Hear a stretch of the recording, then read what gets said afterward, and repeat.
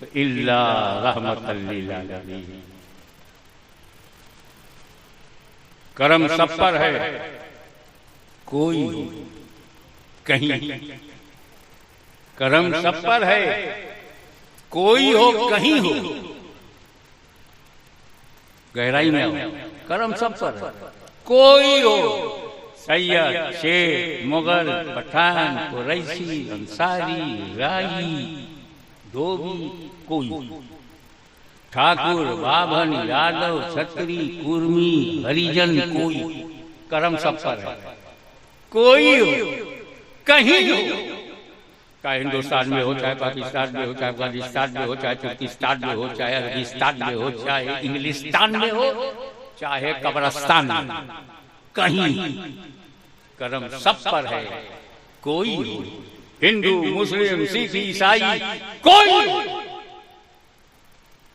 कोई जात वाला हो, कोई धर्म वाला हो, अधर्म हो, कोई सोशलिस्ट हो, कम्युनिस्ट हो, नेशनलिस्ट हो, बुद्धिस्ट हो, चाहे अपॉर्चुनिस्ट हो, कोई करम सब पर है, कोई कहीं। यूपी में हो, बिहार में हो, बंगाल में हो, कहीं, हिंद में हो, सिंध में हो, कहीं करम सब पर है, कोई हो कहीं हो। है कोई दूसरा, किसी का व्यक्ति विशेष पर कर्म है, किसी का अपनी जात पर कर्म है, किसी का अपने धर्म वालों पे कर्म है, किसी को अपने वर्ग पर के लिए कर्म है, कोई अपने संगठन के लिए है, मगर मेरा नबी सबके लिए कर्म सब पर है, कोई हो कहीं हो। तुम ऐसे रहमतुल लिल आलमीन, ऐसे रहमतुल लिल आलमीन हो। शरीके ऐशो राहत सब है, लेकिन मुसीबत काटने वाले तुम ही। अब जब हुजूर सल्लल्लाहु अलैहि वसल्लम सबके लिए करम है, तो सबने कलमा क्यों नहीं पढ़ लिया? मक्के में अबू बकर सिद्दीक कलमा पढ़े, अबू जहल नहीं पढ़ा।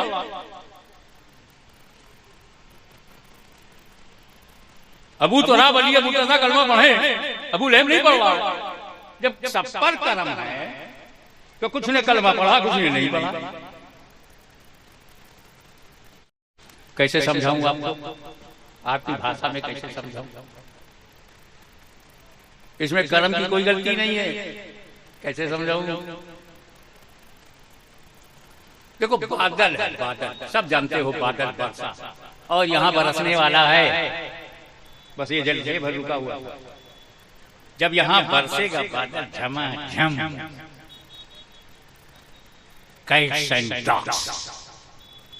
झमाझम,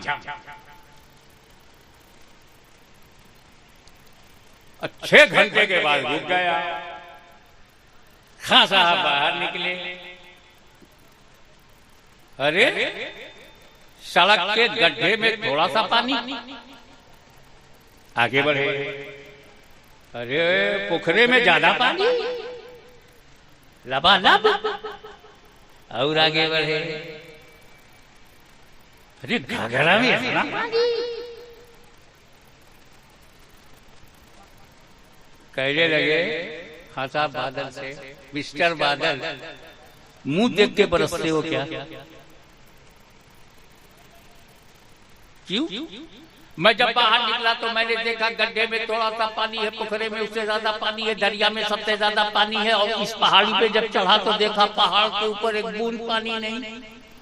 मुंह देख के बरसे क्या? गड्ढे को थोड़ा सा दिया, तालाब को ज्यादा दे दिया, दरिया को ज्यादा दे दिया, पहाड़ी को कुछ भी नहीं दिया। तो बादल बोला, देखे कितने लोग समझते हैं, कहा बादल बोला मैं आसमान का बादल हूँ, पंजाब का बादल नहीं कि मुंह देख के बरसूं, मैं सब पर बरसा, बराबर बरसा। जितना गड्ढे पर बरता उतना ही तालाब पर बरता, उतना ही दरिया पर बरता, उतना ही पहाड़ी पर। मेरे बरसने में फर्क नहीं था, ये जिसने जितना दामन फैलाया उतना ही उसे मिला। गड्ढे ने थोड़ा सा दामन फैलाया, थोड़ा सा मिला, पोखरे ने उससे बड़ा दामन फैलाया, उससे ज्यादा मिला, दरिया ने सबसे ज्यादा दामन फैला दिया, ज्यादा मिला। पहाड़ी ये तो सीनाता ने गर्व से कहती थी, गर्व से कहो मैं पहाड़ी हूँ, गर्व से कहो मैं पहाड़ी हूँ, घमंड से सीना ताने, मैं बरसा इस पर भी, पर सब बह गया, एक बूंद नहीं गिरा। बिला तशबीह मेरा रसूल अब्रे रहमत बनकर बरसा, जिसने जितना दामन फैलाया उसे उतना ही मिला। सहाबा ने अपना दामन फैलाया, उन्हें मिल गया। अली मुर्तज़ा ने उससे ज्यादा फैलाया, उससे ज्यादा मिल गया। फारूक आज़म ने उससे ज्यादा फैलाया, उससे ज्यादा मिला। सिद्दीक़ अकबर ने सबसे ज्यादा दामन फैलाया, सबसे ज्यादा मिला। और ये अबू जहल, अबू लहब पहाड़ी बनकर घमंड से खड़े रहे, एक बूंद भी नहीं मिला। तो ये मेरे नबी के रहमत में फर्क नहीं, इन्होंने जब दामन ही नहीं पसारा तो महरूम हो गए। करम सब पर है, कोई कहीं हो तुम ऐसे रहमत नहीं। आज ये अपने परिवार पर भी एक नजर डालें, अपने समाज पर, कि इस दुनिया में दोस्त हैं, बीवी है, बच्चे हैं, माँ बाप, यही तो आपका परिवार है। इसमें सबसे ज्यादा चाहने वाला कौन है?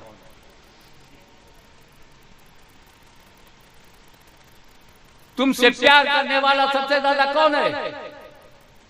जो बदल जाएं या बदले जाएं, जो बदल सकते हैं उनका प्यार भी बदल सकता है। दोस्त बदले जा सकते हैं, प्यार भी बदला जा सकता है। बीवी बदली जा सकती है ना, आउट, वो आउट कर दिया, दूसरी इन हो गई, उसे आउट किया, तीसरी इन हो गई। मगर क्या माँ को भी बदल सकते हो? बाप को बदल सकते हो? तब आपको रहमत आलम का मेयार समझ में आएगा, जब घर में अपनी पहचान कर लो।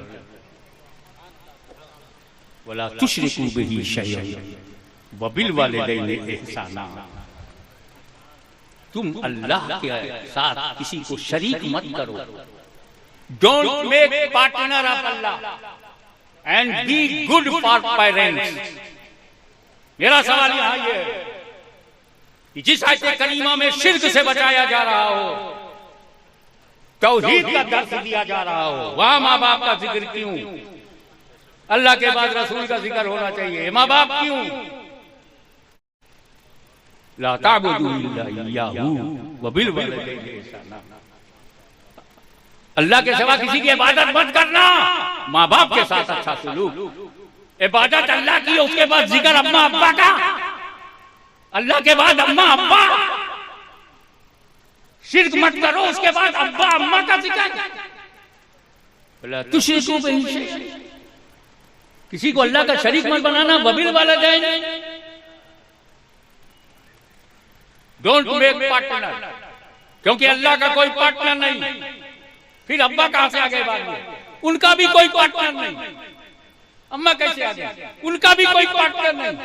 अल्लाह की तरह अल्लाह नहीं तो वालिद की तरह वालिद नहीं, वालिदा की तरह कोई वालिद। Don't make partner of Allah, don't make partner of वालिद and don't make partner of वालिदा। खाला खाला है, बुआ बुआ है, अम्मा नहीं है। तो न कोई अल्लाह का पार्टनर है, न मेरे बाप जैसा कोई मर्द है, न माँ जैसी कोई औरत है, और न अल्लाह जैसा कोई माबूद है। आप बताइए, आपके जीवन में सबसे ज्यादा कीमती चीज क्या है?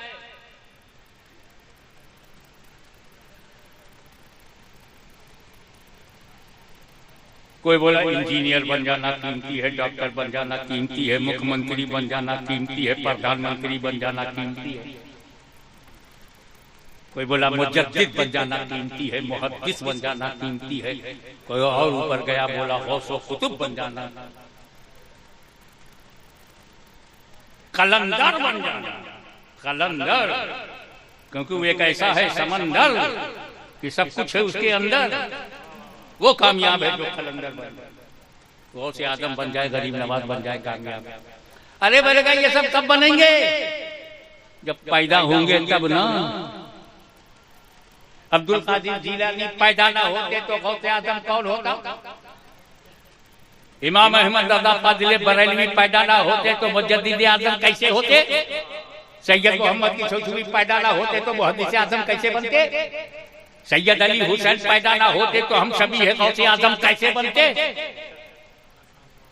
कोई अशरफुल औलिया है, कोई अशरफुल उलमा है, कोई शेखुल इस्लाम वल मुस्लिमीन है, कोई मुजद्दिद इस्लाम है, कोई मुहद्दिस आजम है, कोई मुफ्ती आजम है, कोई सदरुल शरिया है, कोई हुज्जतुल इस्लाम है। मगर ये सब कब हुए? जब पैदा हुए। तो पैदा होना सबसे कीमती है। अरे पैदा हुए तब चाय बेचा, पैदा ना होते तो कैसे ये करते? पैदा होना ही जरूरी है। मैं यहाँ तकरीर कर रहा हूँ, तुम मुझसे मोहब्बत करते हो। अरे यार, जब पैदा हुआ तब यहाँ तक आया, पैदा ही ना होता तो सबसे कीमती क्या है? पैदा होना। तुमने शादी किया, बीवी आई, कब आई? बीवी कब मिली? पैदा हुए तब मिली। आलिम बने, फाजिल बने, पैदा हुए तब। 4-5 हाफिज हमारे जरिया जलवागर है, अबे पैदा हुए तब। आप इस जलसे में बैठकर सवाब कमा रहे हो, पैदा हुए तब। और पैदा को अंग्रेजी में बर्थ कहते हैं, हिंदी में जन्म, अरबी में मीलाद। अब समझो मीलाद कितना अहम है। हुजूर पैदा ही नहीं होते तो इस्लाम कहाँ मिलता? और मीलाद से ही इस्लाम मिला, मीलाद से कुरान मिला, मीलाद से निजाम मिला, मीलाद से खुदा मिला। ऐसे मीलाद को कौन भूल सकता है? तुम भी पैदा हुए हो तब कुछ बने हो, स्टूडेंट हो तो पैदा हुए तब, तालिब इल्म हो पैदा हुए तब, किसान हो तो पैदा हुए तब, मजदूर बने तो पैदा हुए तब, लीडर बने जब पैदा हुए। तो पैदा होने से ज्यादा दुनिया में कोई कीमती चीज है नहीं ना? अब सोच कैसे पैदा हुए। अम्मा, अब्बा, अल्लाह, 3 जात है जिसकी वजह से हम पैदा हुए। अब्बा की वजह से पैदा हुए, अम्मा की वजह से पैदा हुए, अल्लाह की वजह से पैदा हुए। अब्बा का अंश, अम्मा का खून, अल्लाह की दी हुई रूह। तो हमारी जिंदगी में सबसे टॉप पे कौन है? अल्लाह। हमारे पैदा होने का सबसे बड़ा कारण अल्लाह है। उसके बाद पैदा होने का कारण हमारा बाप है, फिर पैदा होने का कारण हमारी माँ है। इन तीनों को जो भूल जाए वो अपनी मीलाद नहीं जानता, अपना जन्म भूल गया, अपना बर्थडे भूल गया। इसलिए जब कोई बर्थडे मनाता है तो मैं मना नहीं करता, कम से कम अपनी असलियत को याद तो कर रहा है कि जन्म के बाद ही सब कुछ मिलता है। और जन्म का कारण है हमारे माँ बाप। सिर्फ अम्मा नहीं, अब्बा नहीं तो अकेली अम्मा कैसे पैदा करे? और सिर्फ अब्बा नहीं, अम्मा नहीं है तो कैसे जन्म ले? और सिर्फ इन दोनों से भी नहीं बच्चे होते जब तक अल्लाह ना अता फरमाए। कितने मियाँ बीवी घूम रहे हैं और राजी मियाँ से तावीज मांग रहे हैं। हमारे साहिब सज्जादा आसारे महबूब इलाही यहाँ जलवागर है, सैयद सादिक हुसैन सरवर हुसैन निजामी अशरफी यहाँ जलवागर है। जाने कितने को ताबीज देते हैं। अबे मर्द भी तैयार है, औरत भी तैयार है, बच्चे आने को तैयार नहीं, क्योंकि पैदा सिर्फ 2 से नहीं 3 से होगी, अल्लाह, अब्बा, अम्मा। तो अल्लाह को भूल गए, अपने जन्म को भूल रहे हो। अब्बा को टाल गए, अपने जन्म को टाल रहे हो। अम्मा से बदतमीजी की, अपने जन्म से गद्दारी किया। अब देखो, किसी ने 9 शादी किया, किसी ने 11 शादी किया, किसी ने 4 1 बाई 1। कहीं नहीं है कि 2-2 अम्मा हो, 2-2 अब्बा हो। तो कितने कीमती हुए माँ बाप।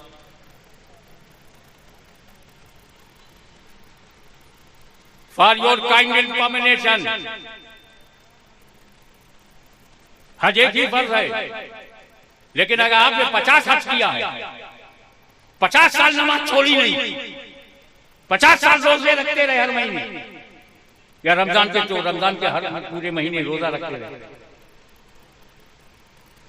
जन्नत में नहीं जाओगे अगर मां नाराज है।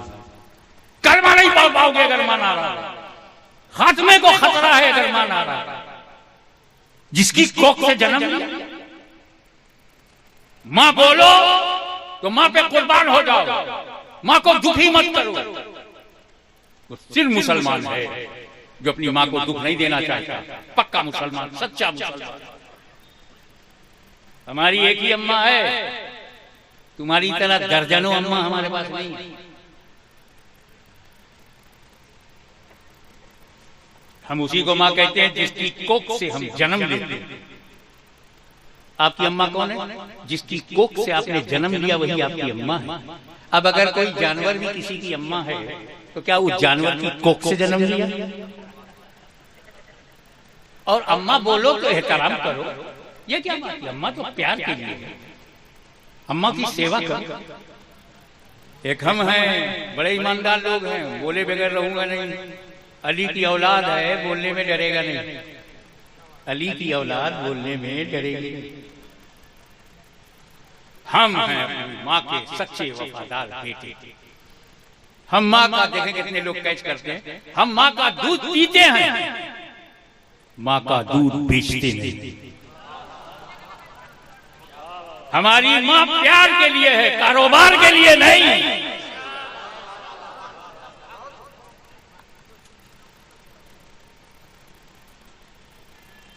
अब्बा,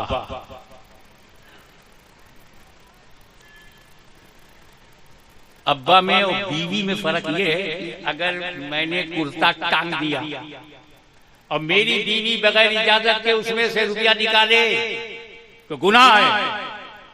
बिना इजाजत अगर निकाले बीवी, और मेरे अब्बा घूमते फिरते आवे मेरी जेब में हाथ डालकर चाहे जितना निकालने, कोई गुनाह नहीं, हक है।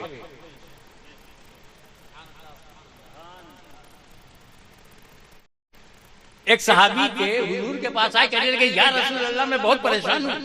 क्या परेशानी है? मैं कमा के जब आता हूँ तो मुझे बताए बगैर मेरे अब्बा मेरी जेब में से रुपया निकाल देते हैं। तो हुजूर ने फरमाया अंता वो मालो का ले, अभी तू और तेरा माल तेरे बाप का। Every son is a property of parents. बच्चों, तुम अपने माँ बाप की प्रॉपर्टी हो, उनकी जायदाद हो। जब मेरा बेटा मेरी प्रॉपर्टी है तो उसकी रुपया भी मेरी प्रॉपर्टी है। काहे की इजाजत दूं? बगैर इजाजत के मैं दे सकता हूँ, क्योंकि मैं अपने बेटे का भी मालिक हूँ, उसके माल का भी मालिक। क्या है आपके दिमाग में ये बात? क्या आपके माँ बाप का दर्जा ये है कि तुम उनसे बगैर पूछे नहीं ले सकते, वो तुमसे बगैर पूछे ले सकते हैं, क्योंकि तुम अपने माँ बाप की जायदाद हो, प्रॉपर्टी हो।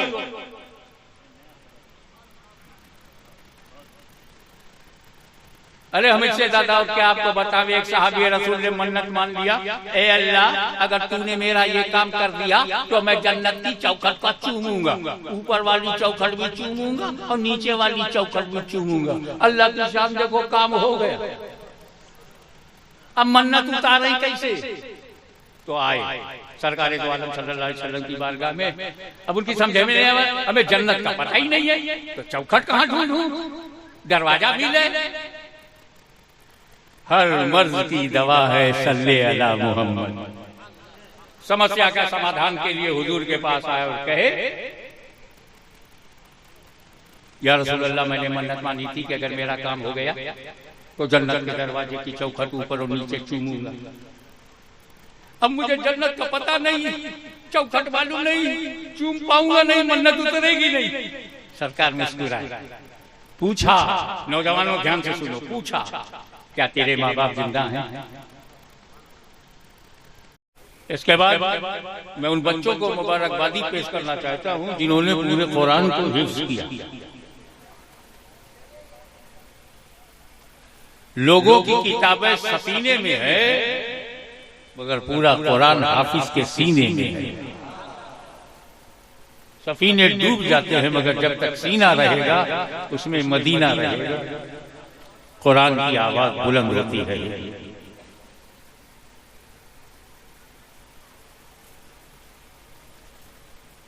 न जाने कितने लोग आए गए, कभी यजीद आया, कभी पलीद आया, उनकी नस्लें खत्म हो गई, उनका नाम और निशान मिट गया। कुरान को खत्म करने वाले खुद खत्म हो गए। मगर जो कुरान नबी के जमाने में था वही कुरान आज बिहार में मौजूद। खत्म करने वाले खत्म हो गए, मगर कुरान आज भी कायम है और रहबरी कर रहा है। हाफिज को हल्के में मत लो, इसमें कोई शक नहीं। ये आलिम दीन हाफिज कुरान से अफजल है, लेकिन हाफिज कुरान होना कोई मामूली सिफत नहीं है। हाफिज साहब, हाफिज जी कहकर हल्के में मत लेना। कुरान अल्लाह का कलाम है बिला शुबहा। ज़ुबूर भी अल्लाह का कलाम है, तौरेत भी अल्लाह का कलाम है, इंजील भी अल्लाह का कलाम है। लेकिन आंख बंद करके जो बात कही जा सकती है ये कि कुरान इन किताबों में अफजल है। ज़ुबूर से, तौरेत से, इंजील से अफजल है, सर्वश्रेष्ठ है, ज्यादा महान है, अफजल है। सोचोगे नहीं कि जब चारों किताबें अल्लाह का कलाम है, तौरेत भी अल्लाह का कलाम, ज़ुबूर भी अल्लाह का कलाम, इंजील भी अल्लाह का कलाम, कुरान भी अल्लाह का कलाम, तो जब कलाम सब अल्लाह ही का है तो छोटा बड़ा कैसे होगा? भाई मेरे, खेल दृष्टिकोण का है। तुम्हारे देखने की दिशा जब दिशा बदलती है तो दशा बदल जाती है। तुम्हारी दिशा यह है कि अल्लाह ने दिया मूसा को अलैहिस्सलाम, दाऊद को अलैहिस्सलाम, ईसा अलैहिस्सलाम, अल्लाह ने दिया रसूल पाक को। अबे देने वाले का यहाँ मामला नहीं है, फर्क लेने वाले में। देने वाला अल्लाह, लेने वाले अलग है। जब ज़ुबूर दिया तो लेने वाले दाऊद खलीफतुल्लाह, तौरेत दिया तो लेने वाला मूसा कलीमुल्लाह, जब इंजील दिया तो लेने वाला ईसा रूहुल्लाह, और जब कुरान दिया तो लेने वाला मुहम्मदुर रसूलुल्लाह। जिस तरह रसूलुल्लाह का जवाब रसूलों में नहीं, किताबुल्लाह का जवाब किताबों में नहीं। अल्लाह की किताब इतनी महान होती है, हर किताब, तौरेत और ज़ुबूर और इंजील, हर किताब बड़ी महान है, अजीम उश्शान है।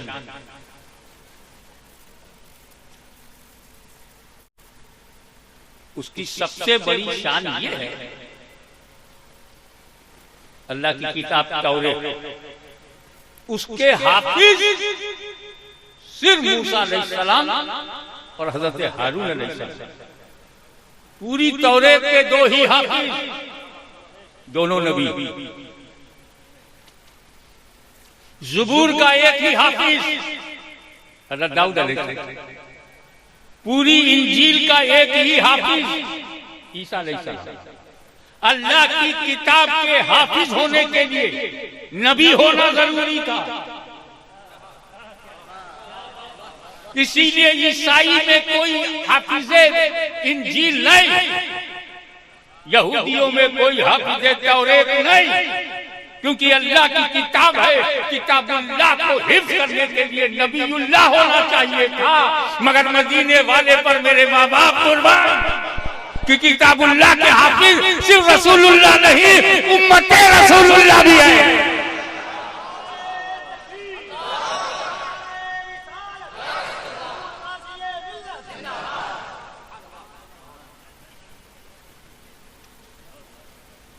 इसलिए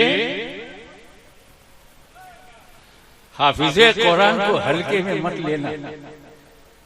अल्लाह की किताब के हाफिज होने के लिए नबी होना और कुरान के हाफिज के लिए सिर्फ उम्मती होना, ये कितना बड़ा शरफ है जो मुस्तफा जाने रहमत ने अपनी उम्मत को अता फरमाया। और फिर ये कुरान, इसके बारे में रब फरमाता है और रहमान अल्लमल कुरान, सबसे पहले कुरान पढ़ाने वाला खुदा, पढ़ने वाले मुस्तफा।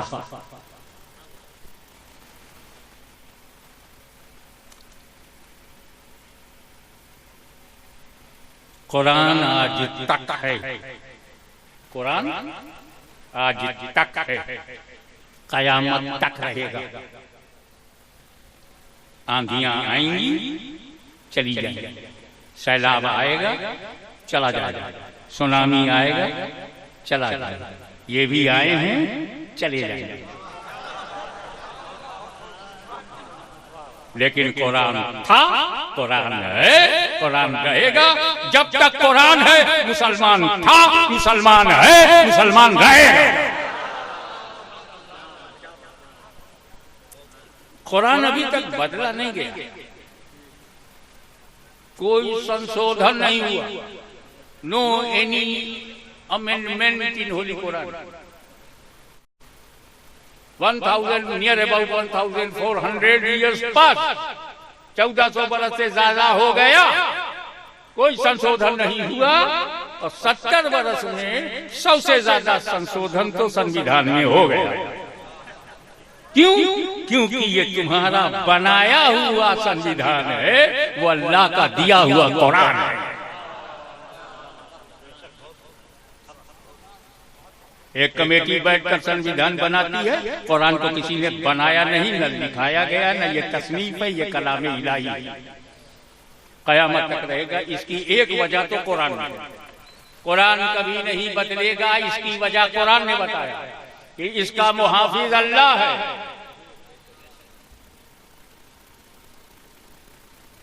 बहुत क्लियर है कि अल्लाह ताला ही इसका मुहाफिज है, निगहबान है, और उसकी हिफाजत में कुरान है।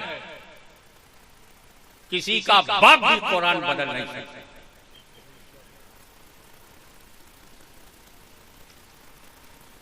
चाहे शादीशुदा हो, कभी चाहे कुंवारा हो, और चाहे शादी के बाद बीवी को छोड़ दिया हो, कुरान को कोई बदल नहीं सकता। इसलिए जरूरी था कि इस अनबोलते कुरान के साथ, तवज्जो, इस अनबोलते कुरान के साथ कुछ बोलते कुरान हो, ताकि जब खामोश कुरान की रूह पर हमला हो तो कुरान तो मस्जिद नबी में रहे, बोलता कुरान मैदान करबला में आया है।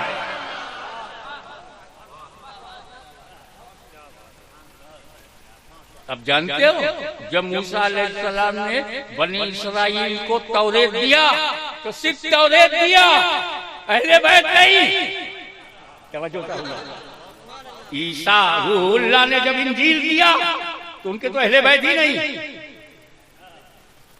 तो जहां किताब के साथ अहले बैत नहीं, वो बदल गई, मगर जहां कुरान के साथ अहले बैत है, आज तक कोई बदल ना सका।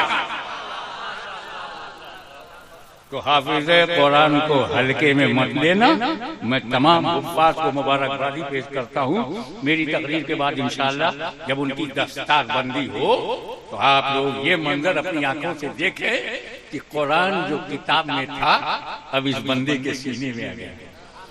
कुरान जब ताक पे रख दो तो ताकी पे रहता है, घर में रख दो तो घर ही में रखता है, मस्जिद में रखो तो मस्जिद में, मगर जब हाफिज के सीने में आता है तो जहाँ जहाँ हाफिज जाता है वहाँ वहाँ कुरान जाता है।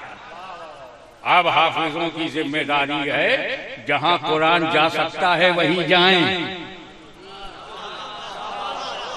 अब ये हाफिजों की जिम्मेदारी है कि जहां कुरान जाने लायक जगह हो वहीं जाएं। कुरान सिनेमा हॉल में नहीं जाना चाहता। हाफिज तुम सिनेमा हॉल में मत जाना। गुनाहों के अड्डों पर कुरान नहीं जाना चाहता। हाफिजो वहां न जाना, क्योंकि जहां तुम जाओगे साथ में कुरान जाएगा। लिहाजा कुरान का हिफ्ज कर लेना जो बड़े शरफ की बात है, उसकी हिफाजत करना तुम्हारी बड़ी जिम्मेदारी है। अब आइए जिस नाम से कॉन्फ्रेंस हो रही